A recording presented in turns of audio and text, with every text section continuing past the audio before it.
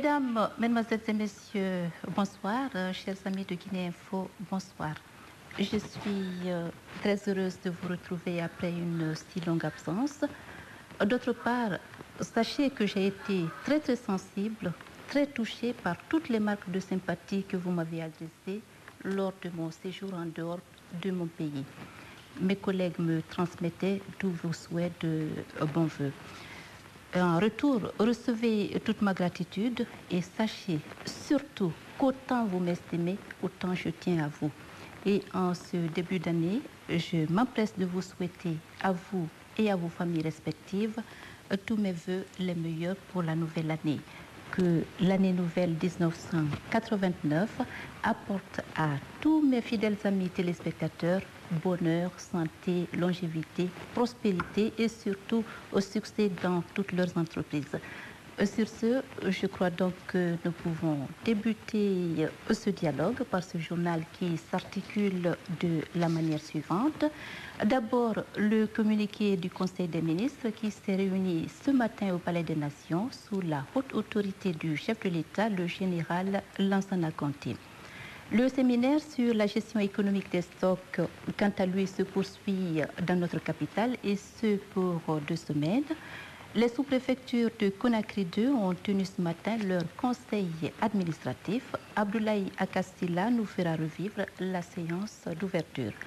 En Afrique, Abidjan vient d'abriter les journées pharmaceutiques axées sur la lutte contre le sida et le paludisme. Dans le reste du monde, le chef de l'État français, M. François Mitterrand, au cours de la deuxième journée de sa visite à Sofia en Bulgarie, a visité une école où on enseigne le français. Une belle perspective dans les relations Est-Ouest. Le 41e président des États-Unis, George Bush, sera solennellement investi demain vendredi. Dans ce journal, une cérémonie en prélude aux grandioses manifestations prévues pour la circonstance. Bruxelles, la capitale belge, vient d'être retenue par les parlementaires européens comme siège de leur organisation. Dans un instant, vous aurez le développement de toutes ces informations.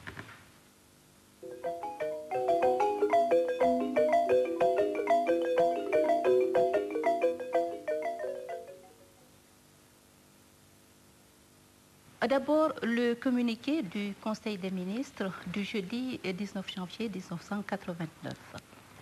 Le Conseil des ministres, sous la haute autorité du chef de l'État, le général Lansana Conté, réuni en session ordinaire ce jour 19 janvier 1989, de nouveau a mis l'accent et insisté sur la rigueur qui doit caractériser la gestion du budget de fonctionnement de l'État.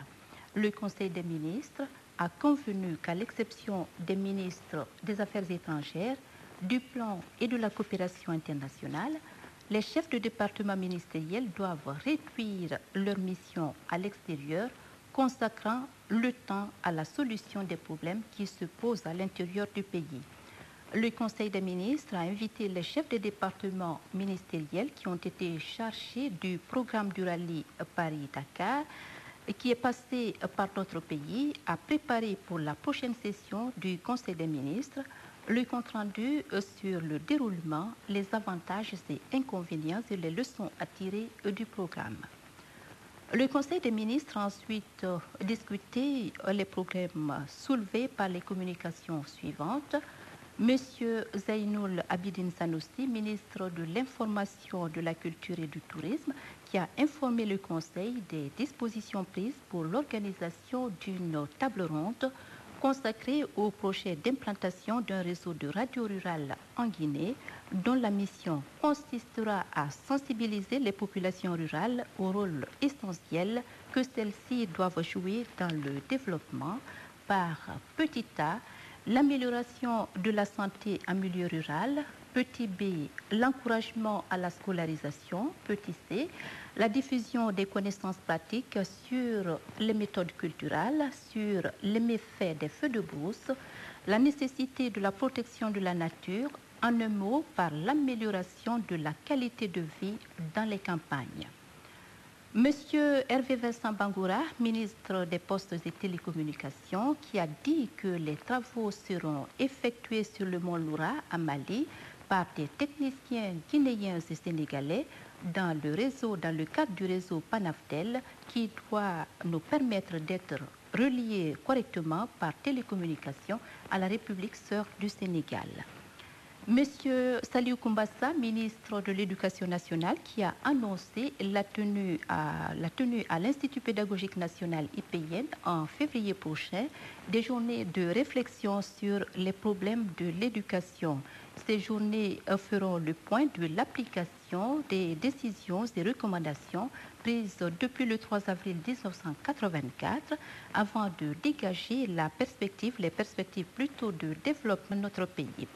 Le Conseil des ministres, dans le cadre des comptes rendus de mission, avait auparavant entendu M. Saliou Koumbassa, ministre de l'Éducation nationale, qui a représenté notre pays à la 41e session de la Conférence internationale de l'éducation consacrée à l'examen petit A des politiques et stratégies de l'enseignement et de la formation post-secondaire, petit B des tendances en matière d'éducation post-secondaire, petit C de la diversification de l'enseignement post-secondaire face à la situation de l'emploi. Le ministre de l'Éducation nationale, en marge des travaux de la conférence, a eu de fructueux entretiens avec le directeur général de l'UNESCO, le ministre d'État français chargé de l'éducation, de la jeunesse et des sports, les chefs des délégations de l'Union des républiques socialistes soviétiques et du Canada. Monsieur Alassane Condé, secrétaire d'État à la décentralisation, qui a dirigé la délégation de notre pays à la 9e session extraordinaire du Conseil des ministres de l'Association pour le développement de la riziculture en Afrique de l'Ouest, ADRAO, dont les travaux se sont déroulés à Yamoussoukro. Le Conseil des ministres, avant de lever la séance, a reçu les informations du chef de l'État sur la situation qui prévaut en Afrique. Signé le Conseil des ministres. Les sous-préfectures de Dixine, Ratoma, Afia ont tenu ce matin leur conseil administratif.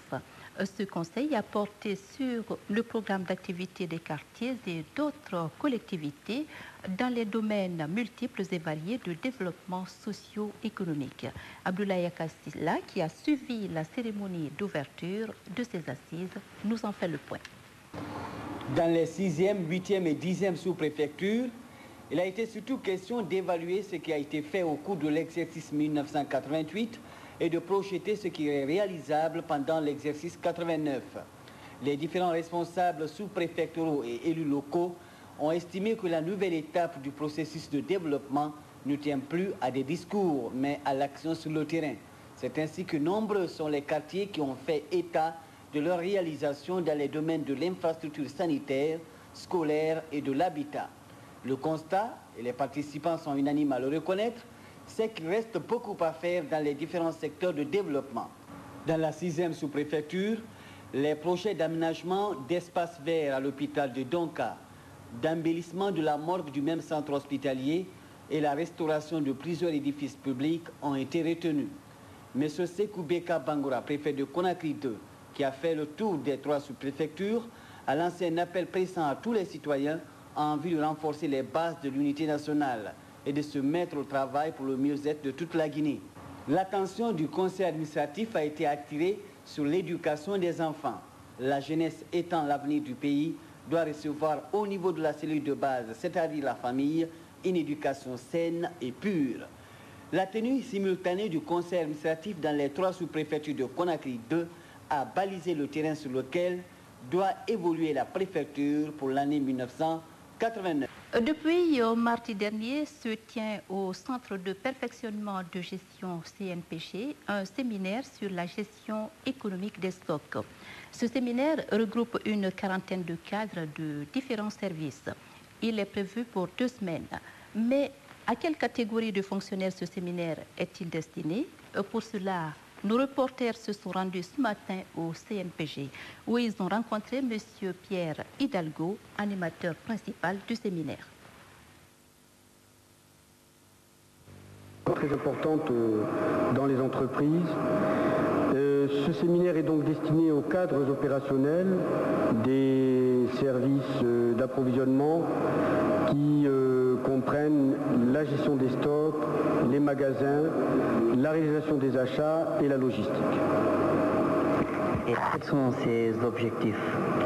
Alors, le but de ce module, qui est d'abord un module de sensibilisation, puisqu'en 2 semaines, c'est-à-dire en fait en une cinquantaine d'heures, nous allons voir les 3 aspects que je viens de préciser.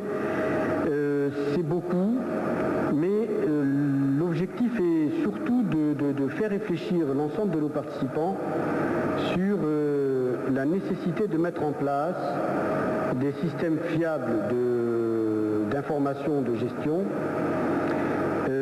qui vont entraîner d'ailleurs la mise en place de systèmes de mesure de performance, donc de systèmes de gestion prévisionnelle du personnel. Ensuite, il y a nécessité aussi de présenter les principes nécessaires à une bonne gestion des stocks. Et en ce sens, nous préférons parler de stratégie et non d'intendance, pour faire le distinguo entre la gestion et l'administration. Nous allons aussi leur proposer, pour qu'ils puissent les mettre en place immédiatement, des méthodologies concrètes basées sur l'expérience pour aussi bien la gestion des stocks que la réalisation des achats. Et enfin et surtout, nous souhaitons sensibiliser les cadres et leurs dirigeants à l'absolue nécessité de mettre en place des politiques d'approvisionnement, car un service d'approvisionnement représente entre 70 et 90% des dépenses d'une entreprise. C'est donc le seul capable de faire rentrer de l'argent en réalité, s'il est bien géré. Est-ce dire là qu'il y a d'autres types de séminaires? Oui, évidemment, parce que dans un groupe de 40 comme celui-là, il y a, si vous voulez, les niveaux sont très hétérogènes. Il y a des niveaux de conception, de cadre supérieur et des niveaux d'exécution, de cadre moyen. Au-delà des modules de sensibilisation, nous avons un cycle long que nous appelons Formation-Action, dont la première promotion est sortie fin décembre 88 et avec laquelle nous avons cheminé toute une année pour résoudre concrètement les problèmes de l'entreprise, mettre en œuvre des solutions et tirer un certain nombre d'enseignements qui vont permettre ensuite à ces gens qui ont été formés de devenir eux-mêmes les animateurs du CNPG. Nous disparaîtrons le plus tôt possible. On remarque que dans la salle, il y a des étudiants diplômétifs. Ces étudiants diplômétifs, ils sont déjà en service dans une société ou déjà employés par l'État?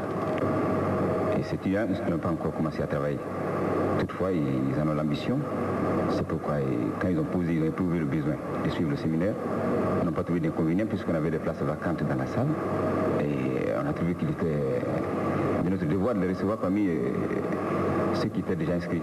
Enfin, c'est vu la situation de l'emploi en Guinée, et vu ma situation d'étudiant en quête de travail, que j'ai décidé de participer à ce séminaire pour parfaire ma formation et accroître mes compétences en matière de gestion, pour que éventuellement, s'il y a des tests qui se présentent, je puisse réussir dans ces tests. Un stage national de formation de techniciens et administrateurs de handball s'est ouvert mardi dernier à l'École nationale des sports au stade du 28 septembre à Conakry. Ce stage, qui regroupe une trentaine de participants, se poursuivra jusqu'au 27 janvier 1989. Il est animé par M. Georges Grave, expert de handball, conseiller itinérant pour l'Afrique au niveau du ministère français de la coopération. Depuis 1980, M. Georges Grave a parcouru 32 pays africains dans l'exercice de ses fonctions. Il explique au micro de nos reporters ce qu'il compte faire avec nos sportifs.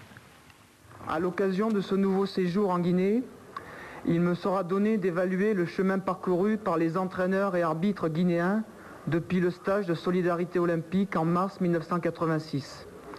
Le handball guinéen me semble être sur la bonne voie en mettant l'accent sur les catégories de jeunes, la sortie à Teramo en Italie de 2 équipes de cadets et la participation des jeunes féminines au championnat d'Afrique des clubs champions au Bénin constituent des supports précieux pour la motivation des handballeurs et l'expérience acquise et ils entretiennent l'expérience acquise, même si les résultats ne sont pas encore ceux escomptés.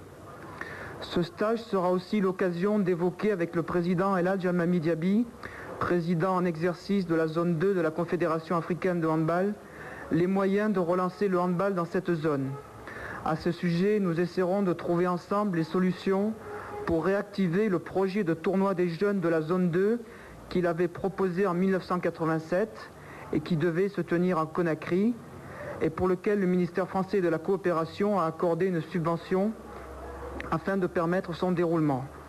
La Guinée a un rôle important à jouer au niveau de la zone 2 pour le handball et les autres pays de la sous-région attendent impatiemment une initiative telle que ce tournoi des jeunes de la zone 2. Ce stage est une excellente occasion de commencer l'année et j'espère qu'il portera ses fruits très rapidement.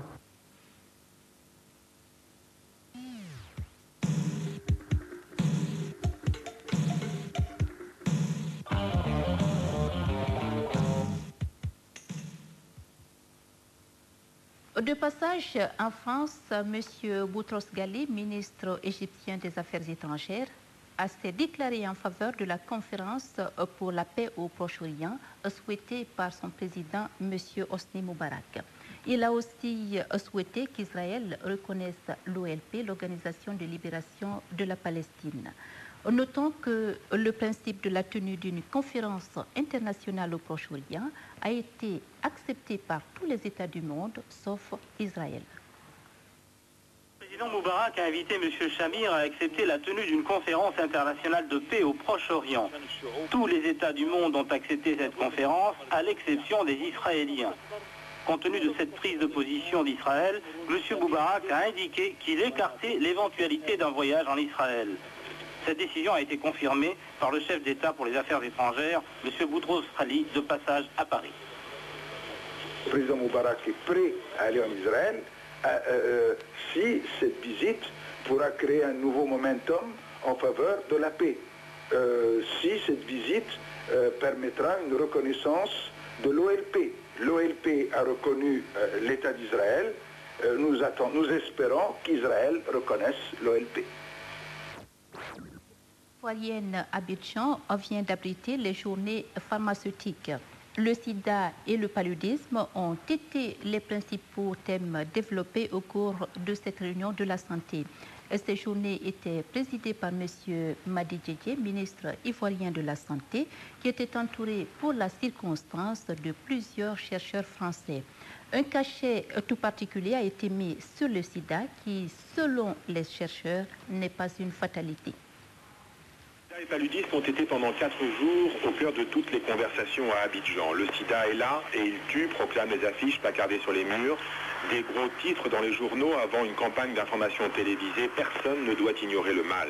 Il faut, a dit le président du comité ivoirien de lutte contre le sida, frapper les imaginations pour que les gens craignent l'épidémie, se protègent et finalement permettent qu'elle soit enrayée. Cette nécessaire information des populations est aussi le souci des chercheurs français. Protégez-vous, a lancé comme dans un cri d'alarme le professeur Sherman, qui a dit pourtant sa confiance dans un résultat positif des recherches actuellement menées dans tous les pays contre le sida.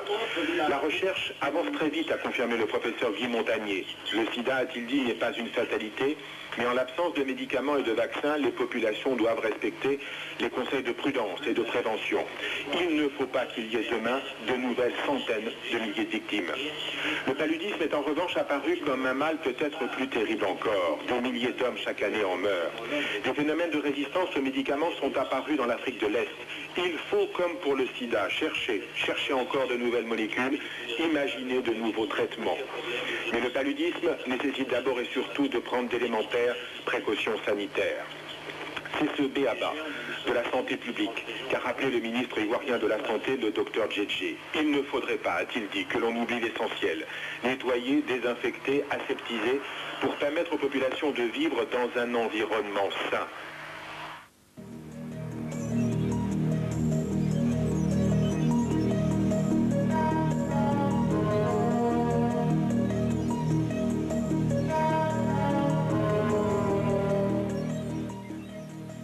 Demain, vendredi, le 41e président des États-Unis sera solennellement investi dans ses fonctions à Washington. Cette cérémonie durera 5 jours et connaîtra la prestation de serment du nouveau président. Ce matin, le coup d'envoi des festivités a été donné par l'apparition du président élu et de son vice-président en compagnie de leurs familles respectives. Suivez ces images commentées par Alain Chaillot.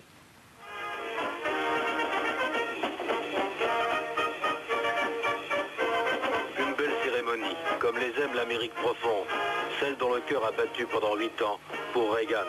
Une cérémonie pleine de musique, de drapeaux, de couleurs et de bons sentiments, sans oublier les feux d'artifice. Invité d'honneur, George Bush et Dan Quayle, le nouveau président élu et le jeune vice-président qu'il a choisi de donner à l'Amérique étaient accompagnés de leurs épouses et flanqués d'un bataillon d'enfants et de petits-enfants. Les deux hommes avaient des costumes sombres, comme il se doit. Barbara, que tout le monde surnomme déjà affectueusement Mamie, avait jeté sur ses épaules un foulard aux couleurs nationales. Elle était tout de rouge vêtue, et Marilyn aussi, à croire que c'est la couleur obligatoire des premières dames.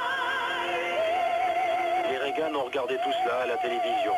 Juste avant, ils avaient fait leurs adieux au personnel de la Maison-Blanche. Le président était triste, Nancy a essuyé une larme, l'émotion était sincère de part et d'autre. Mais retour à la fête, qui va durer 5 jours, avec comme point culminant vendredi à midi la prestation de serment du 41e président des États-Unis. Après, et après seulement, on pensera aux choses sérieuses. Pour sa deuxième journée à Sofia en Bulgarie, le président de la République française, M. François Mitterrand, a visité une école où on enseigne le français. Devant les élèves bulgares, le président Mitterrand a expliqué ce qu'est le TGV, le train à grande vitesse. Ce matin, le chef de l'État français a rencontré les dissidents bulgares. Avec les intellectuels bulgares, il a abordé le problème de l'ouverture de la Bulgarie vers l'Ouest. Des élèves du secondaire en Bulgarie apprennent le français en deuxième langue après le russe. François Mitterrand a pu le vérifier lui-même ce matin en visitant un lycée de Sofia. Au programme aujourd'hui, le TGV et visiblement le président s'y connaît. Bon, le TGV, c'est par définition train à grande vitesse, TGV. Il y aura une autre ligne qui ira vers Strasbourg, l'Allemagne du Sud, la Suisse, l'Autriche.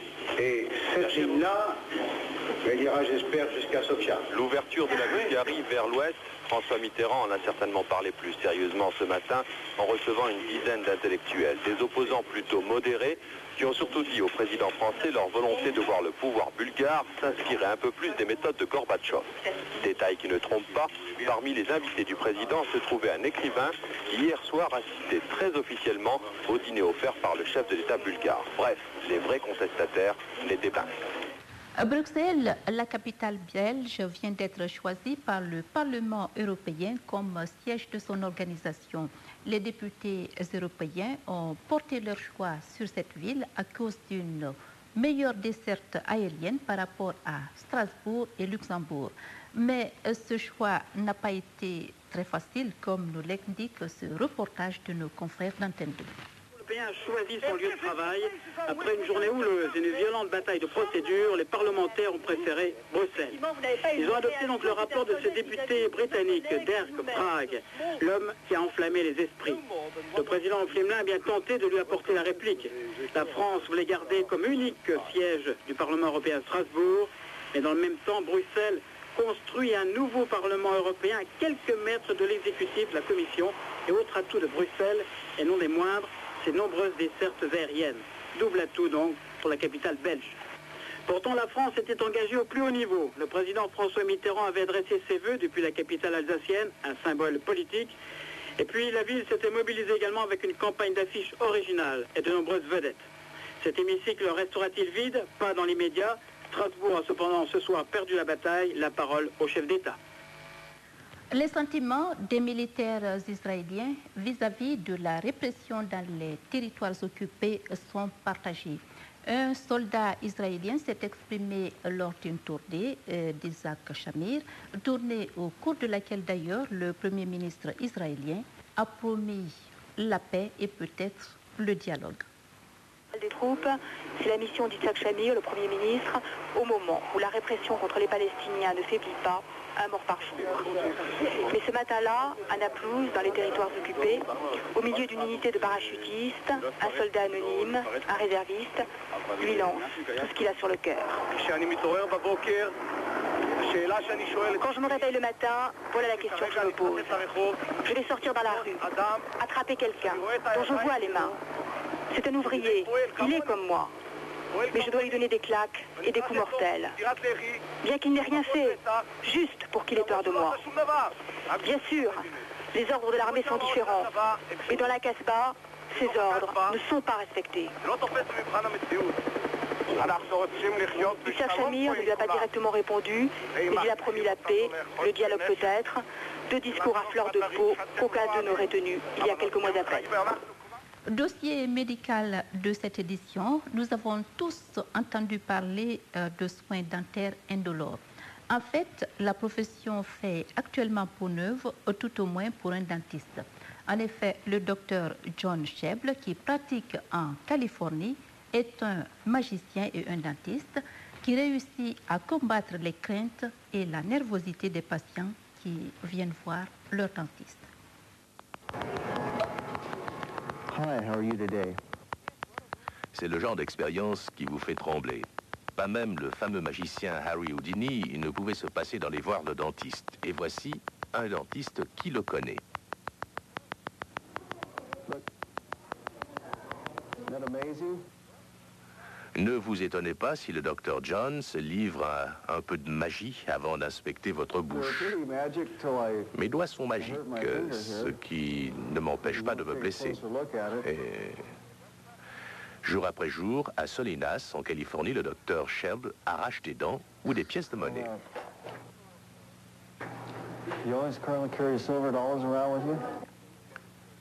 Comment peut-on concilier le dentiste et le magicien? C'est une adresse manuelle, bien sûr. Le docteur Sebo a découvert la magie quand il avait 11 ans, grâce à un ami. Et vous allez voir comment je brûle de l'argent. Il est suffisamment bon pour se produire dans les nightclubs et en tournée. Je me complais peut-être dans cet exercice, mais je suis aussi ravi qu'un joueur de basket qui marque un but à une dizaine de mètres. Ces numéros de cabinet ne sont pas acclamés par un grand public, mais ils réussissent à calmer les patients nerveux. Nous voulons tous être en mesure de donner. Je ne veux pas être une grande star de cinéma. Je ne veux pas être un joueur de renom. Je veux être John Sheble, dentiste et magicien. Tout cela est bien joli, mais la personne installée dans ce siège a encore une question à poser. Pouvez-vous faire disparaître les caries? Ça, je suis capable de le faire. Voilà, mesdames, mesdemoiselles et messieurs, c'est la fin de cette édition qui a porté sur un communiqué du Conseil des ministres, l'ouverture du Conseil administratif des sous-préfectures de Conakry 2, la poursuite du séminaire sur la gestion économique. En Afrique, le sida et le paludisme ont été au centre des débats des journées pharmaceutiques organisées à Abidjan. Dans le reste du monde, demain, vendredi, George Bush sera le 41e président des États-Unis.